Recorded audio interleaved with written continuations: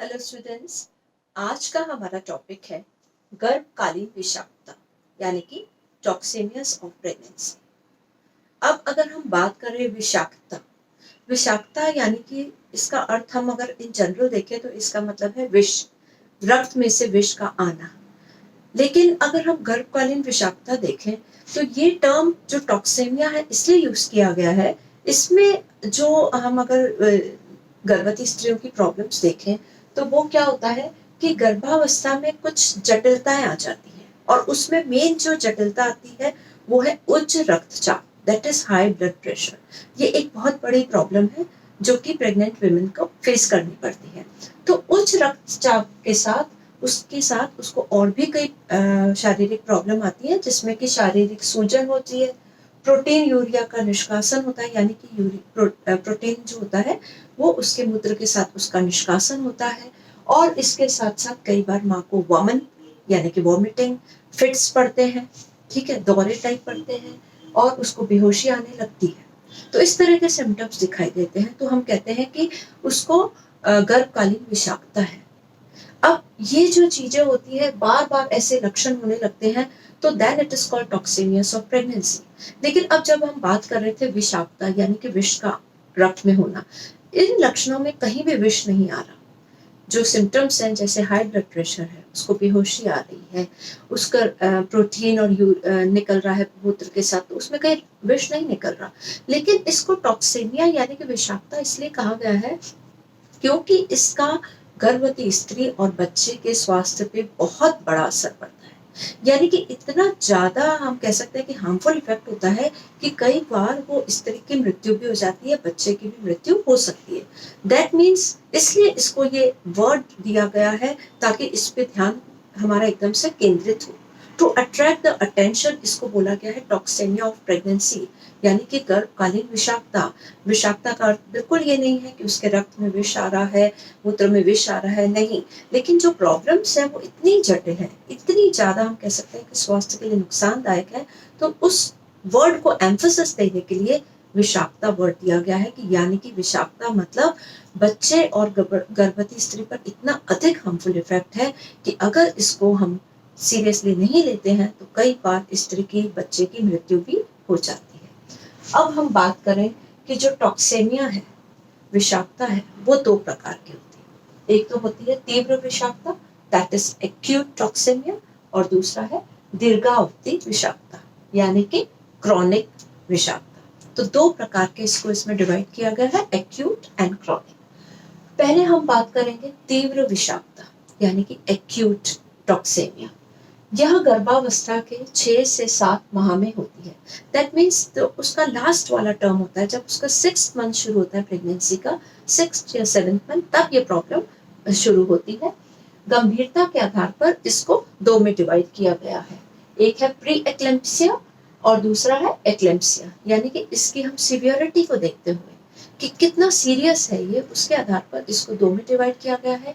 एक तो एक्लेम्पसिया है और दूसरा है प्री एक्लेम्पसिया। अब बात करें हम एक्लेम्पसिया, तो एक्लेम्पसिया मतलब एकदम से इसका मीनिंग शाब्दिक अर्थ होता है कि बिजली कौंधना, यानी कि लाइटनिंग ऑफ फ्लैश, जो लाइट होती है ना एकदम से फ्लैश लाइट की तरह जगना।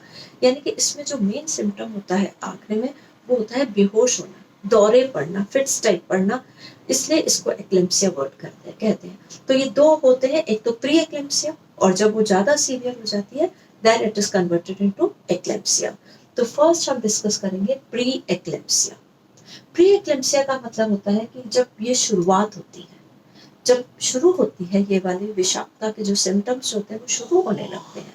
और शुरुआत क्या है, एक्लेम्पसिया का जो मेन प्रॉब्लम है दैट इज ब्लड प्रेशर का इंक्रीज होना। नॉर्मल ब्लड प्रेशर जो होता है हम कहते हैं 80 to 120 mm होता है, डायस्टोलिक एंड सिस्टोलिक। लेकिन ये जो बीपी राइज होने लगता है, रक्तदाब बढ़ता जाता है, और जिस तरह से ये बढ़ रहा है, जितना ज्यादा बढ़ता जाएगा उतनी ज्यादा जो कंडीशन है क्रिटिकल होती जाएगी। तो गर्भावस्था के 16वें सप्ताह में ये शुरू होता है। ब्लड प्रेशर इसमें 140/90 से ज्यादा होता है। वैसे नॉर्मल ब्लड प्रेशर हम कह रहे हैं कि 80/120, लेकिन प्रेगनेंसी में थोड़ा सा हाई हो सकता है। लेकिन अगर वो बीपी 140/90 से ज्यादा हो गया then it is called pre eclampsia. इसमें जो सिम्टम्स दिखाई देते हैं शुरुआत के वो होते हैं कि सूजन आ जाती है, बॉडी में थोड़ा सा ओडिमा सा दिखाई देता है, हल्की सी सूजन आ जाती है, मूत्र में प्रोटीन का निष्कासन होने लगता है, यूरिन के साथ वो एक्सक्रीट कर रही है प्रोटीन को, अल्प मात्रा में ही शुरुआत होती है और अगर इसको रोका न जाए तो ये काफी अधिक मात्रा में बढ़ जाता है। इसका जिन और ये जो सिम्टम्स है किसमें पाए जाते हैं, मोस्टली हम देखें जो प्री एक्लेम्पसिया के सिम्टम्स है मोस्टली उनमें पाए जाते हैं जिनको फर्स्ट प्रेगनेंसी होती है, जिनका पहला गर्भ हो, या फिर जिनकी एज 30 ईयर्स से ज्यादा होती है, या हम उन्हें कह सकते हैं कि जिनके ट्विंस बच्चे होते हैं, जुड़वा बच्चे होते हैं, उनको होता है, या स्त्री अगर ओबिसिटी यानी कि मोटापा होता है काफी अधिक तब भी ये प्रॉब्लम पाई जाती है, और ये उन स्त्रियों में भी पाए जाते हैं जो शारीरिक और मानसिक रूप से बहुत चिंतित रहती हैं। तो ये ज्यादातर जो प्रॉब्लम है नॉर्मली अगर हम देखें तो उनमें ही पाई जाती है, जिनमें अगर ओबिसिटी हो, उसको कोई मेंटल टेंशन है, शारीरिक कोई प्रॉब्लम है, उसका एज फैक्टर 30 या 35 से ज्यादा, जो लेट मैरिज के आजकल इफेक्ट देखे जाते हैं, लेट प्रेगनेंसी होती है तो उनको पाए जाते हैं, कई बार ट्विंस या ट्रिपलेट्स होते हैं तब भी ये प्रॉब्लम ज्यादा पाई जाती है, और इसके अलावा फर्स्ट प्रेगनेंसी में थोड़ी ज्यादा पाई जाती है। तीव्रता व उच्च रक्तचाप के अनुसार इसको 4 भागों में बांटा गया, जैसे कि मैंने कहा कि शुरुआत होती है तो बीपी थोड़ा सा ज्यादा बढ़ता है, लेकिन धीरे धीरे हम देखें तो ब्लड प्रेशर बढ़ता जाता है, तो उस ब्लड प्रेशर के आधार पर हम इसको 4 में डिवाइड कर सकते हैं। That is first is potential pre eclampsia, जो एकदम से शुरुआत होती है, देन कम्स मंद pre eclampsia, that is very mild, उसके बाद आता है प्रचलन eclampsia, that is imminent, and then comes तीव्र एक्लेम्पसिया, तीव्र यानी कि वेरी सीवियर। तो किस बेसिस पे इसको डिवाइड किया, on the basis of its frequency and the blood pressure, जितना ब्लड प्रेशर अधिक होता जाता है उसकी एक्लेम्पसिया की जो रेट है वो बढ़ती जाती है। अब इसके हम अगर लक्षण देखें तो जो मैंने लक्षण जो कहे हैं प्री एक्लेम्पसिया के वो ये होते हैं कि वजन में बहुत एकदम से वजन जो होता है वो बढ़ जाता है। वजन कैसे बढ़ जाता है, क्योंकि उसमें ओडिमा होता है, उसमें सूजन आ जाती है, हम ये कह सकते हैं कि जो उसकी कोशिकाएं होती हैं उनमें जल जो है इकट्ठा होने लग जाता है, तो इसके वजह से उसका जो वजन है वो बढ़ जाता है, बीपी बढ़ जाता है, यानी कि रक्तचाप जो होता है वो एकदम से उच्च हो जाता है, प्रोटीन में जो मूत्र का निष्कासन शुरू हो जाता है, नॉर्मल जो प्रोटीन का निष्कासन होता है उससे अधिक मूत्र में जब निष्कासन शुरू हो जाता है तो ये इसका एक सिम्टम है। देन बॉडी में सूजन आती है और उसको वॉमिटिंग स्टार्ट हो जाती है। तो these are the symptoms of pre eclampsia. इसका हम उपचार कैसे करेंगे, what are its treatment, treatment क्या है, क्योंकि ब्लड प्रेशर बढ़ रहा है तो सबसे पहले हमें ब्लड प्रेशर को कंट्रोल करना है। ब्लड प्रेशर कंट्रोल करने के लिए उसको हमें आराम देना है, बहुत आराम देना है उसको, बॉडी में और मेंटली शारीरिक रूप से उसको कोई टेंशन नहीं देना है, उसको डाइट जो है प्रॉपर देनी है, बहुत तला हुआ भोजन नहीं देना, और हम गरिष्ठ भोजन नहीं देना है, उसको जो सोडियम इंटेक कम करनी है, यानी कि नमक की मात्रा को उसके कम करनी पड़ेगी, आराम दे, आहार में ध्यान रखें, उसकी निद्रा पूरी होनी चाहिए, यानी कि उसको खूब अच्छे से रेस्ट करना चाहिए। अगर उसे नींद नहीं आ रही है बिल्कुल भी तो कई बार हमें नींद की गोली भी देनी पड़ सकती है, माइल्ड सी, डॉक्टर को कंसल्ट कर सकते हैं। नमक की मात्रा को कम करना है, बिकॉज नमक से उसका ब्लड प्रेशर बढ़ेगा, तो उसको थोड़ा सा सॉल्ट जो है उसके डाइट में रिड्यूस करना है।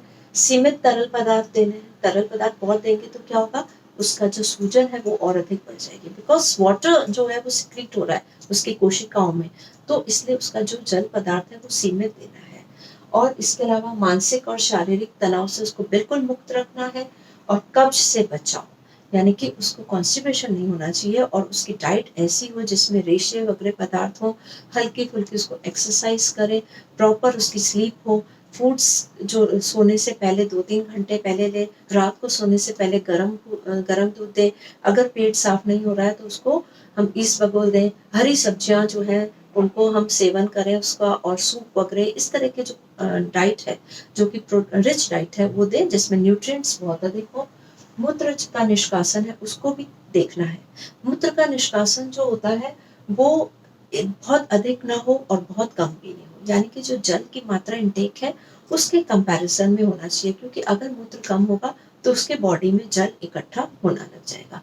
तो मूत्र का निष्कासन और जो वाटर इंटेक है दैट शुड बी प्रोपोर्शनेट और उसके अलावा सोडियम लवण का विस्थापन, बिकॉज हम कह रहे हैं कि उसको सोडियम की मात्रा कम देनी है, तो सोडियम को कम करके उसको दूसरे उसके स्थान पर हमें लवण देने हैं ताकि उसकी बॉडी में कोई कमी ना हो, और उसका नियमित स्वास्थ्य जांच करना है, यानी कि हम उसका जो ब्लड प्रेशर है वो टाइम टू टाइम देखते रहें। ये नहीं हो कि उसका एकदम से बीपी हाई हो जाए, ज़्यादा बीपी हाई हो जाएगा तो उसको बहुत सी प्रॉब्लम हो सकती है।